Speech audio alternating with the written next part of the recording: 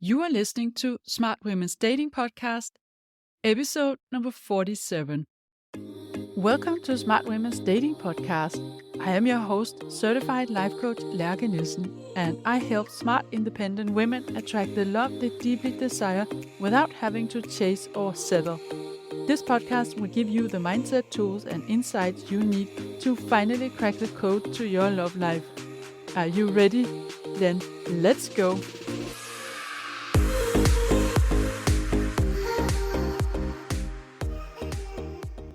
Hey there, welcome back to the podcast. Have you ever thought about the difference between what you need and what you want or desire in a relationship? And do you think a man is supposed to meet your needs? If so, you are not alone, but today I will present you to another take on this, and this might be an unpopular opinion. It may trigger you to begin with, but hear me out, because when you understand how empowering it is to choose desire instead of needs and how much needing can kill attraction, you will want to shift your view on this, and you will also want to know how to shift into desire. So I'm going to talk about the difference between needs and desires and how you can practice being really good at addressing your needs and then communicating your desires, how to communicate them in a way that lands well, and also what it requires for you to let go of needs and choosing desires instead. And I will share a coaching concept with you and teach you how to use it. So let's dive in. I'm sure you've heard this idea that you're supposed to know what you need from a partner and then communicate that to him, and that a relationship is all about meeting each other's needs. We each identify our needs and make sure our partner knows about them, and then we expect them to meet our needs and we evaluate how well they meet our needs. Now, I'm going to present you with a new perspective on this, so here we go. You are an adult human being. You do not depend on anyone to meet your needs. The needs you have, you can address them yourself. Otherwise, you wouldn't be able to be single, right? Only children have needs that they depend on other human beings to meet. Children are naturally dependent on adult human beings, their caretaker or parent. Grown-ups, on the other hand, they do not depend on other people knowing and taking care of their needs. But adult human beings can have wants and desires. Now, what's the difference then? Let's take a look at what it means to need something. When you are needing something, you're coming from lack. You are in scarcity. Something needs to be given to you before you can be okay. You are below okay, and you depend on someone to bring you up to okay. You are delegating the responsibility of your well-being to another person, and it's your partner who has to take care of your needs being met. And then you will go back to baseline, then you will be okay. And when you are needing something from your partner, you are automatically calling for the caretaker in him, the parent energy. You are incomplete. You need him to do or say something to complete you, to give you what is lacking. On the other hand, wanting or desiring something, what does that look like? Wanting is coming from a complete state. You are self-sustained. You are an independent individual who can take care of yourself, but who chooses to want something or desire something. It's coming from an abundant energy. It's not you going from below okay and up to okay. It's you going from okay to super. You are already whole and complete, and you want to add something to that. This is based on a positive want, a pull towards something positive, and not a demand or a requirement to go there in order to be even okay. Can you see the difference? A need is you depending on someone to give you what you lack to be complete. And a want is you desiring something that adds to your life, knowing that you are already complete. Okay, so you could argue that this is a twist of words, but it's not, because it actually makes a huge difference in your energy and the way you're coming across to a partner. Needing something is, as I said before, calling for the caretaker in him. Desiring something is actually a compliment to him. You want something from him or with him because you really like him. It's a free choice from your side. It's not you needing it to be okay. From his side, having a partner that needs instead of desires can in the end actually kill the attraction. Just think of how it feels for you if a man needs you to act in a certain way. It can be very cozy and nice to attend to each other's needs, but in the long run, it's not bringing in the excitement and passion when you need and depend on your partner more than you actually desire him. But this is not only about how it's perceived from a partner, it's also how it feels for yourself, and I'm going to explain that now. Imagine how it feels to tell yourself that you need your partner to say and do something in order for you to function. In other words, if he doesn't give you that, you are not okay. And then think about how it feels to know that you are already okay. You are capable of taking care of yourself, but you choose to want or desire something from him. And if he gives it to you, it's a plus. And if he doesn't, then you're still going to be okay. This is, of course, a much better starting point, and it not only feels more abundant, it's also less attached. But then, what about the situations where you do actually feel that it's a need and you will not be okay if he doesn't meet it? Like, for instance, if he keeps missing appointments or being late, or you don't know if he's coming to a dinner party or not because he still hasn't answered you in spite of you asking him several times. I want you to just back out a bit and take a look at the situation and then remind yourself that you still don't actually need him to do any of this. You can be okay without it because you can set your own boundaries as a consequence of him being late, for instance, and you can decide to not count him in for that dinner party if he doesn't answer at all. And you can also choose to communicate your wants to him, but not in a way as if it's a need, but in a way as what it is. A want or desire. This is a request. We always want to communicate our request in a way that makes him want to do it. This is also a big difference between needing and wanting. When you communicate a need, it feels like a duty or an obligation. This is something that he has to follow through on. But when you communicate a request and you do it without attachment, it feels like he has a choice and you respect him as an individual. And he's going to be much more motivated for following through on your request. So try to see the difference between these two. I need you to answer me if you're coming to the dinner party at my parents' place. I would love it if you can come to the dinner party with my parents. I wonder when are you gonna know if you're available for that? You're actually not entitled to anything from your partner. You can't control him, you can't tell him what to do and then expect to have a right to him doing that. Everything should be coming from his free will, doing it voluntarily. And the thing is, you are never in need for something like that dinner party, for instance. You can ask him kindly, and if he still is not answering or not interested, you choose your consequence. And that could be not caring at all, just going there by yourself, or considering whether this is a deal breaker. This dinner party in itself would probably not justify being a deal breaker, but let's say he repeatedly did not show up for appointments, and even after you have requested him kindly, he still didn't change, and you start to feel that there's a lack of alignment in some core values between you. It is still not a need, it's a want. You get to be a strong, independent woman who does not need anything from a man, but who chooses to want a man and who desires him to show up in a certain way. So even if you don't need him to do something, you can still choose that you don't want to stay with him if he doesn't show up in a way that feels aligned with what you want. That is a free choice and is coming from an abundant place. So in order to fully stand in that power where you are self-sustained and able to address your own needs and then choose to desire, it requires you to be in what I call emotional adulthood, as opposed to emotional childhood. We can also call it emotional responsibility because it really has nothing to do with age, and most adults are in their emotional childhood in some areas of life.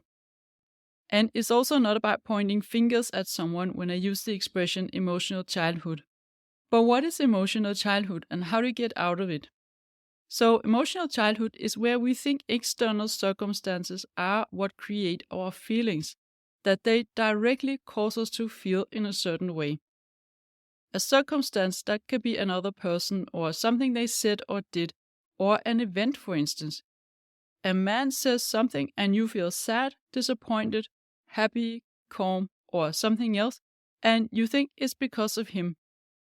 But if you go back and listen to episode 28, How to Coach Yourself in Dating, you will know that circumstances never create our feelings.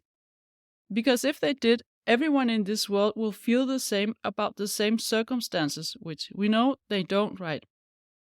It's not the circumstance that makes you feel a certain way, it's your perception of the circumstance. It's that little step in between circumstance and feeling.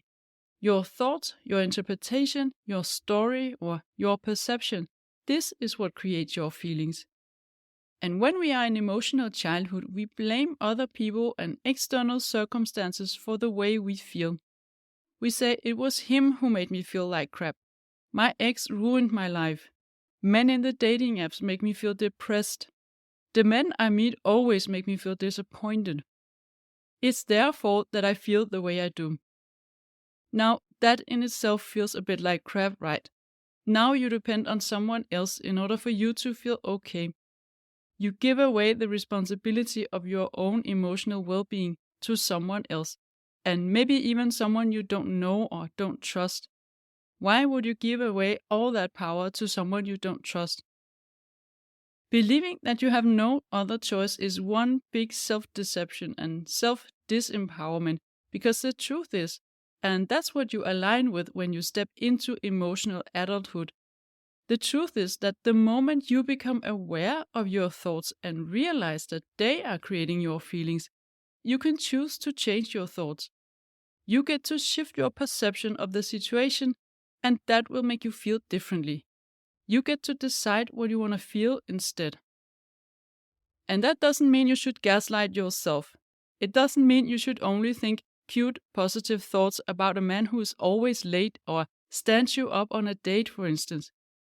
But it means you can choose a perception that serves you and empowers you, instead of feeling sad or not good enough or disappointed. But how do you do this?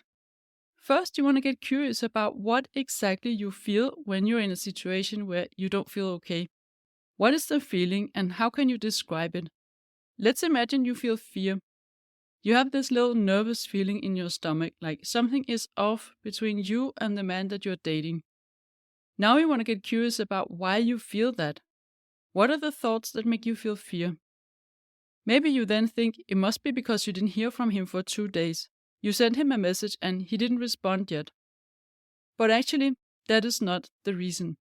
Because the fact that he didn't respond to your last message, that's just a neutral fact. That does not in itself make you feel fear. It's the meaning you give to it. Maybe you tell yourself that this could mean he doesn't care about you, or that he cares less about you than he did a week ago. Or you tell yourself that he might be losing interest, he might be on his way to end the connection, he might be leaving you. That could make you feel fear. So once you've identified that thought, you can just notice that your fear is coming from the thought that he might leave you. And you think that because of an unanswered message. So then you want to challenge yourself to find other ways to think about the unanswered message. What are some other things it could mean? So you could choose to think something like, I think he's busy, he didn't see it as a message that needs to be answered, or even if he isn't answering, it doesn't mean he isn't thinking of me, or I have no clue what he's doing right now, there could be a million reasons why he didn't answer. Or he might be someone who normally doesn't write that much. Or it could be, until I know if this even means anything, I will focus my energy on something else. Or you could even choose the thought, I will be okay, even if he leaves me. You can come up with many different ideas of new thoughts that don't make you feel fear. And just understanding that your fear is coming from the meaning your brain creates and not from the lack of texting, and that this meaning is also influenced by past experiences and maybe even a general fear of abandonment. Knowing that, gaining this insight in the way your mind works in interpreting circumstances and creating your feelings, that in itself is very powerful because it gives you the choice. When you own your feelings, you get to choose if you want to keep feeling like that. When it's someone else's fault, you can do nothing but wait for them to change. Emotional responsibility is when you step out of the victim role and take back your power, and you choose on purpose what kind of thoughts you want to subscribe to. Now you might wonder, how does this relate to the needs versus desire discussion? So as the last piece here, I want to show you how being emotionally responsible will help you be able to address your needs in a healthy and sustainable way. And we can take an example that's classical. You feel that you need more validation or reassurance from the man that you're dating. You're not sure he's as invested as you. And your instinctive reaction might be to think of how you can communicate to him that you need more from him. You need to hear from him more often. Now here we can imagine what would happen if you did that, and unfortunately in many cases this would not land well with a man. You're telling him that what he's doing isn't enough, and you want to tell him what to do instead. You are teaching him how to be, and you're coming across as needy. And most men don't like that. And in a way, you're both putting yourself in the role of a teacher and the person who needs caretaking. I know I'm putting it a little bit on the edge here, but just so you can see the point. Then try for a moment to imagine what it would feel like if a man did this to you, told you he needs more attention and validation from you. You might react positively in the moment, but then later you start wondering, what's going on with this guy's self-esteem? Why does he need me to validate him? Now, what would happen if instead you took a moment to get really clear on your thoughts and why you feel insecure? Is it the amount of time you spend together? Is it the level of communication, or what is it? And then get clear on the meaning, the stories you have around your relationship with this person. Let's say you find out that you feel insecure because the time he chooses to spend with you is less than what you want. This is a very neutral way of phrasing it. There are no truths in this. It's all about finding someone who wants the same. So then you want to dive a layer deeper and ask yourself, why do I want more time with him? What would I make that mean? And then you might come up with the answer, it would prove to me that he really likes me, and he wants to move forward with the relationship. And that would make me feel reassured. And then you can ask yourself, can I feel reassured in another way? And are there other signs that he wants to move forward with the relationship? And here I would love it for you if you can then have your own back and reassure yourself that even if this guy isn't right for you, someone else will be, and that you will not be the one to abandon yourself now. Knowing that you will always be okay no matter what frees you up to let go of this as a need and choose to see it as a want or a desire. And then you can choose to communicate that desire to him in a positive and abundant way. And the best way of telling a guy that you want more time with him is to wait until one day you have a fun date together and the energy is good, you're both having a great time, and then you tell him, I so much enjoy spending time with you, and every time we're together, I feel so good. I would love it if we could do more of this. Now that is a desire, not a need. And imagine being on the receiving end of this message. He's gotta be a fool if he doesn't love that and if he doesn't pick up on that and starts prioritizing more time with you. And if he doesn't, then maybe he's just not right for you. Maybe you are just not aligned in what you want in a relationship. So that was all, ladies. This was my opinion and advice on needs and desires. And I hope you see how much more empowering it is for you to come from a desire instead of a need. You are always whole and complete. You are always self-sustained. You can take care of yourself, and the man in your life is a bonus. Have a wonderful week and enjoy dating.